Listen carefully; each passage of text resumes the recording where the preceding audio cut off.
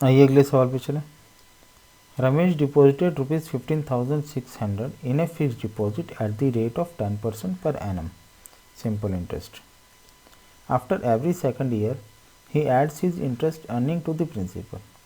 The interest at the end of fourth year is A 1,716 rupees 1560, C 3,744 rupees 1,872। ठीक है, question को समझते हैं।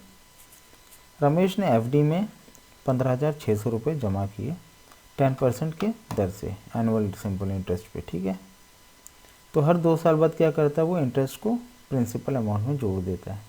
हमें ये बताने कि फोर्थ ईयर में उसको इंटरेस्ट कितना मिला। ठीक है, सिंपल सवाल है, आइए इसको करते हैं। तो इंटरेस्ट फॉर हम फर्स्ट 2 ईयर्स का देखते हैं। ठीक है, फर्स्ट 2 ईयर्स का निकालना है, तो हम सिंपल से फॉर्मूला में इसको डाल देते हैं, S I is equal to principal into rate into time upon 100। तो सिंपल इंटरेस्ट हमें यहाँ पता करना है। प्रिंसिपल अमाउंट इसकी कितनी है, 15,600 रुपये दिया हुआ है।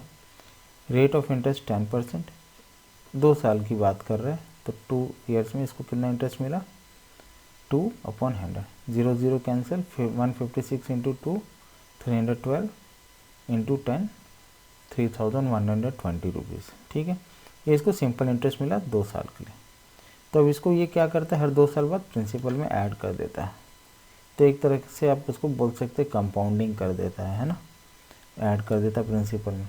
तो 15,600 प्लस 3,120, ये जो सिंपल इंटरेस्ट है, तो आपका हो गया 18,720। ठीक है, तो अब इसका ये नया प्रिंसिपल अमाउंट हो गया। अब इसका नेक्स्ट 2 ईयर्स पे इस पे इंटरेस्ट मिलेगा। तो ठीक है, तो हम सिंपलली वही फॉर्मूला लगाते हैं, S I for next 2 years क्या रहेगा, किस प्रिंसिपल अमाउंट पे मिलेगा, इस अमाउंट पे। तो सीधे से फॉर्मूले में डाल दीजिए, S I is equal to principal जो हमारा नया आ गया है 18,720। रेट परसेंटेज इसने बोला नहीं है कहीं चेंज हो रहा है, तो 10% ही रहेगा। Time period 2 years. ठीक है, क्योंकि फोर्थ ईयर में निकला है, तो 2 ईयर्स पहले ही हमने निकाल लिया। नेक्स्ट 2 ईयर्स का यहाँ तो टाइम पीरियड 2/100, 0 0 कैंसिल आउट। ठीक है, तो हमारा 1872 इंटू 2 बचेगा, तो कितना हो जाएगा 3,744, ऑप्शन सी। ठीक है, तो ऑप्शन सी हमारा आंसर है। तो उम्मीद करता हूँ आपको समझ में आया होगा। तो शेयर, लाइक और कमेंट जरूर करें। Thank you for watching.